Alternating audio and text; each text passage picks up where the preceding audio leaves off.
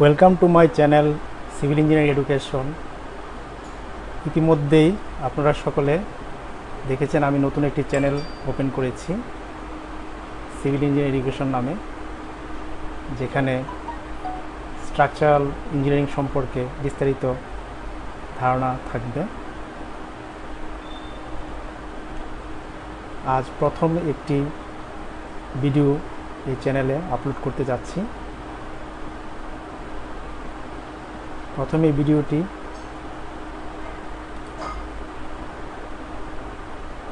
Need to know for being a good structural engineer. একজন ভালো structural engineer হতে হলে আমাদেরকে কি জানতে হবে এই সম্পর্কে কিছু ধারণা এখানে দেওয়া হবে। আশা করি সবাই উপকৃত হবে।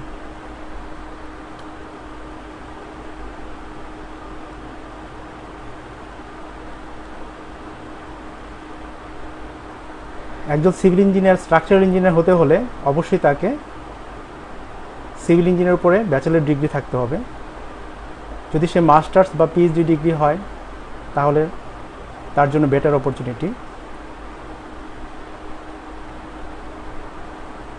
আন্ডার গ্র্যাজুয়েটেড স্টুডেন্ট যদি হয় অবশ্যই তাকে একাডেমিক যে সিলেবাস আছে স্ট্রাকচারাল রিলেটেড যে সাবজেক্টগুলো, সেই সাবজেক্টগুলো অবশ্যই ভালোভাবে পড়তে হবে। যদি সে চিন্তা করে যে না আমি ভবিষ্যতে একজন স্ট্রাকচারাল ইঞ্জিনিয়ার হব, তাহলে তাকে খুবই কেয়ারফুলি একাডেমিক সিলেবাসের স্ট্রাকচারাল ইঞ্জিনিয়ারিং সাবজেক্টগুলো সম্পর্কে ধারণা নিতে হবে।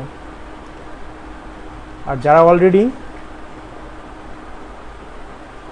সিভিল ইঞ্জিনিয়ারিংয়ে গ্র্যাজুয়েশন করে ফেলেছেন এবং প্রফেশনাল ইঞ্জিনিয়ার হিসেবে প্র্যাকটিস করছে বা প্র্যাকটিস করতে চাচ্ছে, তাদেরকে অবশ্যই একাডেমিক সাবজেক্টগুলো এবং টপিকসগুলো আবার নতুনভাবে রিভিউ করতে হবে এবং কোন কোন সাবজেক্টগুলো এবং কোন কোন সফটওয়্যার আমাদেরকে একজন স্ট্রাকচারাল ইঞ্জিনিয়ার হিসেবে জানতে হবে এগুলো সম্পর্কে এই ভিডিওতে আমি ডিসকাস করব। তাহলে আসুন আমাদের প্রথমে যে সাবজেক্টগুলো জানতে হবে ইঞ্জিনিয়ারিং ম্যাথমেটিক্স। ইঞ্জিনিয়ারিং ম্যাথমেটিক্স সম্পর্কে অবশ্যই একজন ইঞ্জিনিয়ারকে বিশদ ধারণা থাকতে হবে, যেমন calculus, vector, isn't value, isn't vectors, matrix, এগুলো আমরা আন্ডার গ্র্যাজুয়েটে অবশ্যই পড়ে এসেছি, কিন্তু একজন স্ট্রাকচারাল ইঞ্জিনিয়ার হতে হলে এগুলো সম্পর্কে বিশদ ধারণা থাকতে হবে। কারণ ইঞ্জিনিয়ারিং ক্যালকুলেশনের উপরেই একটা স্ট্রাকচার অ্যানালাইসিস করতে হয়। তাই এই সাবজেক্টগুলো অবশ্যই যারা বুঝে বা যারা জানে অবশ্যই তারা ভালোভাবে স্ট্রাকচারাল কাজ করতে পারবে। আর যারা কাজ করতে ইচ্ছুক তাদেরকে অবশ্যই এই ইঞ্জিনিয়ারিং ম্যাথমেটিক্সের এই সাবজেক্টগুলোকে নতুন করে রিভিউ করতে হবে। আসুন ইঞ্জিনিয়ারিং ম্যাটেরিয়ালস। ইঞ্জিনিয়ারিং একটা বিল্ডিং বা স্ট্রাকচার তৈরি করতে যে ধরনের ম্যাটেরিয়ালস ইউজ করা হয় সেই ম্যাটেরিয়াল সম্পর্কে বিশদ ধারণা থাকতে হবে, যেমন bricks, woods, cement, mortars, concrete, effect of various chemical and concrete মানে কংক্রিটে কী ধরনের কেমিক্যাল ইফেক্ট হয় এ সম্পর্কে ধারণা থাকতে হবে। Method of protection, strength and test of ম্যাটেরিয়ালসের টেস্ট সম্পর্কেও জানতে হবে। Engineering mechanics and analysis. এখানে যে ইঞ্জিনিয়ারিং মেকানিক্স ও অ্যানালাইসিসের যে এলিমেন্টসগুলোকে বর্ণনা করা হয়েছে, এখানে যা দেখানো হয়েছে stress, strain, modulus of elasticity, share flow, share centre, concentration of stresses, SFD, BMD, influence line, torsion, trusses, stiffness, structural dynamic, structural instability, degree of freedom, analysis of indeterminate structure using moment distribution and slope deflection method, etc. Engineering মেকানিক্সের এই চ্যাপ্টারগুলো বা এই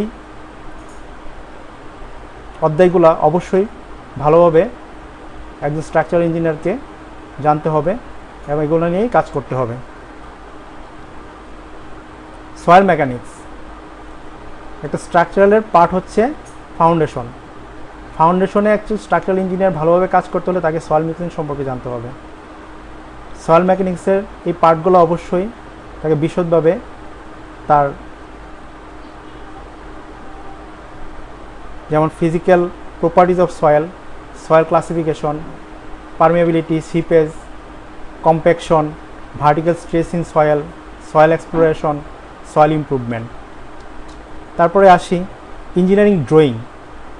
drawing হচ্ছে একটা ইঞ্জিনিয়ারদের ভাষা হচ্ছে drawing. Drawing সম্পর্কে যদি বিশদ ধারণা না থাকে তাহলে একজন ইঞ্জিনিয়ার ভালোভাবে সে কাজ করতে পারবে না।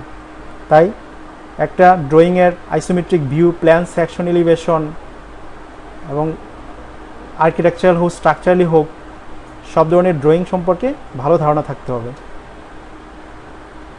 Design of structure, concrete, prestressed concrete, steel, optional wooden structure, design of structure member with the help of renowned reference book. Structural ডিজাইনের জন্য যে ধরনের রেফারেন্স বুক আমাদের সারা বিশ্বে প্রচলিত যে কংক্রিটের বইগুলো আছে সেইগুলো সম্পর্কে ধারণা থাকতে হবে এবং সেগুলো বিশদ পড়াশোনা করতে হবে। তারপরে আসুন বইয়ের পাশাপাশি আমাদেরকে যে সফটওয়্যারগুলো শিখতে হবে বা জানতে হবে একজন ভালো স্ট্রাকচারাল ইঞ্জিনিয়ার হতে হলে। প্রথমে আসি ফর ড্রয়িং।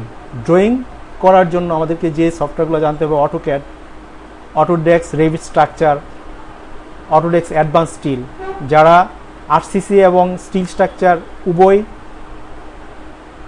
ডিজাইনে কাজ করবে তাদেরকে এই সফটওয়্যারগুলো জানতে হবে। আর যারা শুধুমাত্র আরসিসিতে কাজ করবে তাদেরকে অটোক্যাড জানলেই হবে। তারপরে আসুন আরসিসি এবং স্টিল স্ট্রাকচার ডিজাইনের জন্য যে সফটওয়্যারগুলো জানতে হবে ETABS, STAAD Pro, SAP 2000, Tekla structural designer, ডোভাল, Autodesk Robot structure analysis, Prota structure, RAM connection, যা কিনা স্টিল কানেকশন ডিজাইনের ক্ষেত্রে ব্যবহৃত হয়। তারপরে আসুন ফাউন্ডেশন ডিজাইনের জন্য SAFE, STAAD advance foundation, MIDAS Gen, এই ধরনের সফটওয়্যারগুলো প্রচলিত এবং একজন ভালো স্ট্রাকচারাল ইঞ্জিনিয়ার হতে হলে এই সফটওয়্যারগুলো অবশ্যই জানতে হবে।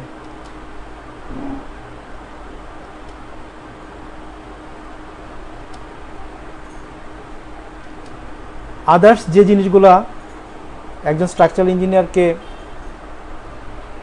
জানা প্রয়োজন সেটা হচ্ছে বিভিন্ন ধরনের জার্নাল, বিভিন্ন স্ট্রাকচারাল ইঞ্জিনিয়ারদের বিভিন্ন রিসার্চ জার্নালগুলো পড়তে হবে, কনস্ট্রাকশন সাইটগুলো ভিজিট করতে হবে, কনস্ট্রাকশন সাইট চেক করতে হবে ড্রয়িং অনুযায়ী, চেক করা সম্পর্কে জানতে হবে এবং বিভিন্ন সেমিনারে অ্যাটেন্ড করতে হবে, বিভিন্ন সিভিল ইঞ্জিনিয়ারিং এবং স্ট্রাকচারাল ইঞ্জিনিয়ারিং বিভিন্ন কোর্স করতে হবে। যেমন এই যে সফটওয়্যারগুলো শিখতে হবে, বিভিন্ন ধরনের ছোটোখাটো কোর্স আছে, এই কোর্সগুলো কমপ্লিট করতে হবে একজন ভালো স্ট্রাকচারাল ইঞ্জিনিয়ার হতে হলে।